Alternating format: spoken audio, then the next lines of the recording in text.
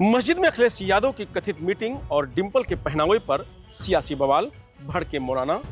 भाई और समर्थकों के लिए थाने में धरने पर बैठी मंत्री प्रतिभा शुक्ला।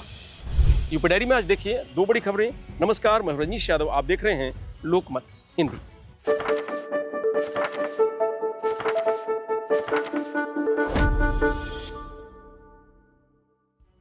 अखिलेश यादव की मस्जिद में कथित मीटिंग पर बरेली के मौलाना भड़क गए हैं। मौलाना शहाबुद्दीन रिजवी बरेलवी ने कहा कि यह मस्जिद की पवित्रता और गरिमा के खिलाफ है।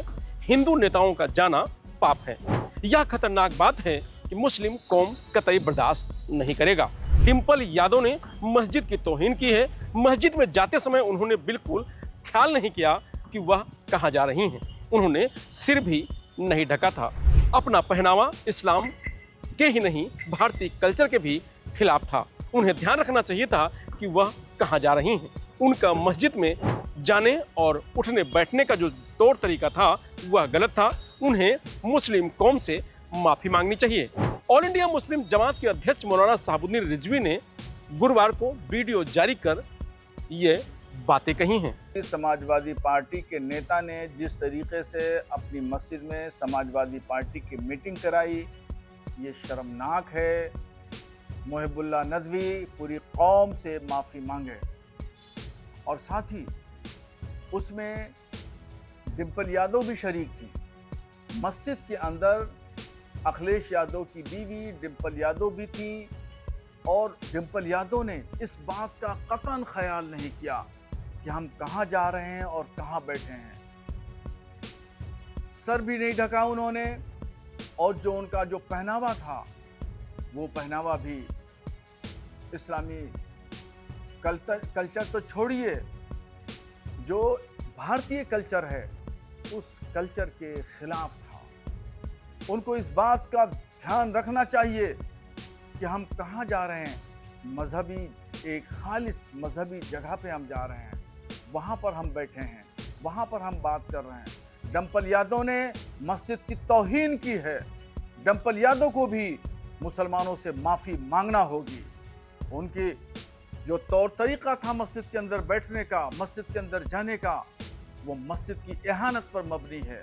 इस पर मुसलमान बहुत चिंतित है और डिंपल यादव से सख्त नाराज़ है कि उन्होंने अपने तौर तरीक़ों से, अपने पहनावे के जरिए उन्होंने मस्जिद की तौहीन की है। दरअसल मंगलवार को संसद के बगल में मस्जिद में अखिलेश यादव और उनके सांसदों की कथित मीटिंग हुई थी। इसको लेकर विवाद बढ़ता जा रहा है। डिप्टी सीएम ब्रजेश पाठक ने अखिलेश यादव को नमाजवादी बताया था। मौलाना शहाबुद्दीन रिजवी ने कहा कि सपा के सांसद मुहिबुल्लाह ने भी मस्जिद की तौहीन की है। वो शरीयत के मुजरिम हैं। मस्जिद कमेटी के लोगों से मेरा कहना है कि मुहिबुल्लाह नदवी को मस्जिद की इमामत से हटाया जाए। उन्हें भी कौम से माफी मांगनी चाहिए। भविष्य में उनको यह तय करना होगा कि मस्जिद की तौहीन नहीं करेंगे। भविष्य में सपा की मीटिंग मस्जिद में नहीं होगी। मौलाना ने कहा कि डिंपल एक राजनीतिक हिंदू महिला हैं। उनको इस बात का ध्यान रखना चाहिए कि वह इस्लाम की सबसे पवित्र जगह मस्जिद में जा रही हैं। उन्होंने अपने पहनावे और तौर तरीकों के जरिए मस्जिद की तौहीन की है। मस्जिद खुदा की इबादत है, पूजा करने की जगह नहीं। मस्जिद इस्लाम में महत्वपूर्ण स्थान रखती है। जब कोई बंदा मस्जिद जाता है तो दुनिया के तमाम इमलों से बेपरवाह होकर खुदा की इबादत में व्यस्त हो जाता है। वहां पर उनको दुनिया की राजनीतिक बातों का कोई महत्व नहीं रह जाता है। ना ही इस्लाम ने उनको इसका अधिकार दिया है। मंगलवार को जब सदन की कार्रवाई स्थगित हुई तब अखिलेश यादव अपने सांसदों के साथ बैठे थे। उसी दौरान रामपुर के सांसद मुहिबुल्लाह नदवी ने उस मस्जिद के बारे में बताया जहां वे इमाम हैं। इस पर अखिलेश ने पूछा कि मस्जिद यहाँ से कितनी दूर है।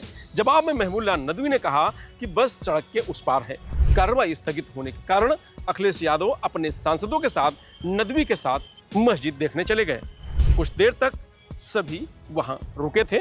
इसकी तस्वीरें सामने आने के बाद डिप्टी सीएम ब्रजेश पाठक ने कहा था कि अखिलेश यादव नमाजवादी हैं। संविधान में साफ लिखा है कि हम धर्म का इस्तेमाल राजनीतिक उद्देश्यों के लिए नहीं करेंगे। लेकिन सपा मुखिया हमेशा संविधान का उल्लंघन करते रहे हैं। उन्हें संविधान पर कोई भरोसा नहीं है। देखिए, समाजवादी पार्टी के मुखिया, समाजवादी पार्टी हमेशा संविधान का उल्लंघन करते रहते हैं। भारतीय संविधान स्पष्ट कहता है कि राजनीतिक कार्यों के लिए हम धर्म का इस्तेमाल नहीं करेंगे और उनका संविधान पर कोई भरोसा नहीं है। हमेशा वो नमाजवादी बने रहते हैं और वही उन्होंने आगे बढ़ाने का काम किया है। अखिलेश यादव ने डिप्टी सीएम के बयान पर पलटवार करते हुए कहा था कि आस्था जोड़ती है, जो आस्था जोड़ने का काम करती है हम उसके साथ हैं, लेकिन भाजपा चाहती है कि कोई ना जुड़े, दूरियां बनी रहें। हम सभी धर्मों में आस्था रखते हैं, भाजपा का हथियार धर्म है। आप लोग भी बीजेपी के चक्कर में फंस गए। मैं आपसे, क्योंकि ये धार्मिक लोग हैं जो मेरे बगल में खड़े हैं, मुझे नहीं पता था कि आप लोग मिल लेंगे, मुझे मुलाकात हो जाएगी आपसे और एक ऐसा सवाल आएगा। मैं केवल इतना जानता हूँ कि आस्था जोड़ती है, किसी भी धर्म या कोई आस्था है वो आस्था जोड़ती है और जो आस्था जोड़ने का काम करती है हम उसके साथ हैं। बीजेपी को यही तकलीफ है कि कोई जुड़े नहीं, दूरियां बनी रहें, तो आस्था जोड़ने का काम करती है और इसलिए हम लोग हर आस्था पर आस्था रखते हैं। अब बीजेपी के कहने से, अब बीजेपी को मीठे से तकलीफ होगी तो मीठा छोड़ देंगे? बीजेपी कहेगी नमकीन खाइए तो नमकीन खाएंगे क्या? तो बीजेपी क्या कर रही है, बीजेपी को आप भी जानते हो, बीजेपी को आप सब जानते हो। बीजेपी का हथियार ही धर्म है। उनके पास ये भी संगठन है। अभी तक तो हमें ये पता लगा कि वो अंडरग्राउंड काम करते हैं। तो वही महिला कल्याण एवं बाल विकास राज्य मंत्री प्रतिभा शुक्ला गुरुवार को कानपुर देहात में अकबरपुर कोतवाली पहुंची और धरने पर बैठ गईं। यह देख पुलिस प्रशासन सख्ते में आ गया। सीओ प्रिया सिंह ने मंत्री को मनाने की कोशिश की, लेकिन वह एसपी को बुलाने पर अड़ गईं। एसपी अरविंद मिश्रा भी मौके पर पहुंचे, लेकिन वो मंत्री से मिले बिना कोतवाली के अंदर चले गए। सीओ प्रिया सिंह ने मंत्री से कहा कि आप यहां से उठकर अंदर चलिए, लेकिन प्रतिभा शुक्ला ने हटने से मना कर दिया। मंत्री प्रतिभा शुक्ला ने कोतवाली प्रभारी सतीश सिंह पर भाजपा कार्यकर्ताओं के खिलाफ झूठा SC/ST एक्ट का मुकदमा दर्ज कराने का आरोप लगाया है। वह कोतवाली में पिछले 1.5 घंटे से धरने पर बैठी हैं। कोतवाली क्षेत्र में तनावपूर्ण माहौल देखते हुए अतिरिक्त पुलिस बल तैनात किया गया है। मंत्री ने कहा कि जब तक इंस्पेक्टर को हटाया नहीं जाएगा तब तक उनका धरना जारी रहेगा। मंत्री प्रतिभा शुक्ला ने कहा कि समाजवादी पार्टी की सरकार नहीं है, ये योगी जी की सरकार है, यहाँ झूठे मुकदमे नहीं चलेंगे। उन्होंने आरोप लगाया कि भाजपा कार्यकर्ताओं को साजिश के तहत झूठे मुकदमों में फंसाया गया है। बोले इंस्पेक्टर ने दबाव में लिखा केस। पत्रकारों से मंत्री प्रतिभा शुक्ला ने कहा कि मुझे जानना है कि इंस्पेक्टर ने किसके दबाव में ये केस लिखा है। यह प्रशासनिक मनमानी नहीं चलेगी। उन्होंने कहा कि जांच होनी चाहिए कि इंस्पेक्टर किसके निर्देश पर काम कर रहा है। भाजपा कार्यकर्ताओं ने मंत्री के समर्थन में जमकर नारेबाजी की। मंत्री बोली, मेरे भाई का भी नाम है। अकबरपुर थाने में धरने पर बैठी योगी सरकार के मंत्री प्रतिभा शुक्ला से मुलाकात करने के लिए पुलिस अधीक्षक अरविंद मिश्रा मौके पर पहुंचे। इस दौरान क्षेत्राधिकारी ने मंत्री जी को थाने के कमरे में बैठकर बात करने की बात कही, तो उन्होंने जाकर अपने कप्तान से कही कि मेरे भाई का नाम भी अरविंद है और उनका नाम भी अरविंद है, इसलिए यहीं पर आएं और सबके सामने बात करें। मंत्री से धरने पर बैठने का कारण पूछा गया तो उन्होंने कहा कि इंस्पेक्टर को हटाने के लिए हम धरने पर बैठे हैं। इंस्पेक्टर कोई काम नहीं करता और झूठे केस लिखता है। मैं वहां विकास कार्य करने में व्यस्त हूं। यहां मेरे कार्यकर्ताओं पर झूठे केस लिखे जा रहे हैं, ऐसा बिल्कुल नहीं चलेगा। धरने पर बैठी तमाम कार्यकर्ता बैठे, वजह क्या है? क्या कारण क्या है? झूठा मुकदमा लिखता है, बदतमीजी से बात करता है और टेम्पर लूज रहता है और व्यवस्था बताने का काम करता है। कोई काम ढंग से करना नहीं, सबको कार्यकर्ता को भगाना है। कार्यकर्ता को झूठा मुकदमा लिखेगा। क्या मुकदमा लिखा गया, मामला क्या था? हमें क्या मालूम क्या लिखा गया। झूठा मुकदमा लिखेगा तो कौन नहीं बैठेगा। तो किसी के कार्यकर्ता के लिए झूठा मुकदमा लिखा जाएगा तो वैसे बैठे रहेंगे। मेरी कोई मन नहीं है। इंस्पेक्टर हटेगा तभी यहाँ से सरकार आपकी सरकार अभी तो आप एसपी से कह दिया, आप अपना कागज है आपके पास, कलम है, आप तुरंत हटाइए, बताइए। हमें नहीं चाहिए ऐसा इंस्पेक्टर जो बिना जाने पहचाने मुकदमा लिख देता हो, दबाव प्रेशर की राजनीति होती हो। तो फिर ये सपा की गवर्नमेंट है क्या? ये तो योगी जी की गवर्नमेंट है। योगी जी कह रहे हैं न्याय मिलना चाहिए। जो भी गाली भी ना पकड़ा, जो जानता भी ना किसी को, उसके खिलाफ मुकदमा लिख दोगे, वो भी हरकत नहीं लिख दोगे। दलित समाज में मेरे साथ रहता है। कितने लोगों के खिलाफ मुकदमा लिखा गया? जो भी लिखा गया, हम तो कल यहाँ थे नहीं, लखनऊ में थे, पता चला 3-4 लोगों के खिलाफ मुकदमा लिखा। क्यों लिखा गया? एक विकास कार्य कराए, फिर हम मुकदमा लिखवाए अपने कार्यकर्ताओं पे। मेरे कार्यकर्ता मेरे आगे गाली भी नहीं देते। हमने तो कभी मुकदमा लिखाया नहीं, जिंदगी में पहली बार लिखाया। जो वो कह रहे मैं 2000 लोगों का मालिक हूँ, तो हमारे साथ में 60,000 लोग हैं, 70,000 लोग हैं, 80,000 हैं, हमें भी वोट मिला है। जब वो हमसे बार बार बदतमीजी से कोई बोलेगा तो अवॉइड तो करना पड़ता है। अच्छा, एसपी से आपकी बात हुई, उन्होंने क्या जवाब दिया? हमने कहा आपके पास कागज या कलम है, तुरंत हटाइए, हम उड़ जाएंगे।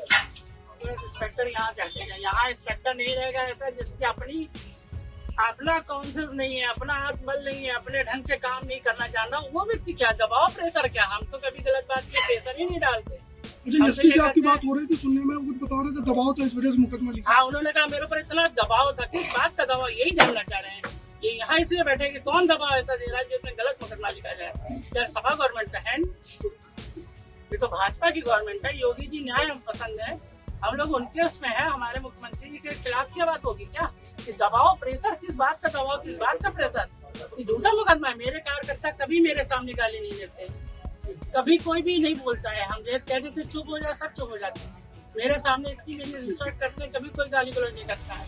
यहाँ जात पात का कोई बंधन नहीं, कोई किसी भी समाज का कभी पूछा नहीं जाता है कि कहाँ पर बनना, क्या बनना है। जो विकास कार्य करा ऊपर से भी ये सब ड्रामाबाजी थी। लोग हमने तो आज तक 25 साल में कभी मुकदमा नहीं लिखा है, लेकिन मान सम्मान के आगे कोई समझौता नहीं। मंत्री ने कहा कि मैंने 25 साल में आज तक कोई केस नहीं लिखवाया, लेकिन आज बात मान सम्मान की है, इसलिए मैंने केस किया है। एसपी साहब कह रहे हैं कि इतना दबाव था, इसलिए मुकदमा लिखना पड़ा। मैं यही जानना चाहती हूं कि आखिर दबाव किसका है? ये कोई सपा की सरकार तो है नहीं, योगी जी की सरकार है। क्या झूठे केस लिखे जाएंगे? दरअसल एक दलित महिला ने मंत्री प्रतिभा शुक्ला के 5 समर्थकों के खिलाफ SC/ST एक्ट सहित गंभीर धाराओं में मुकदमा दर्ज करा दिया है।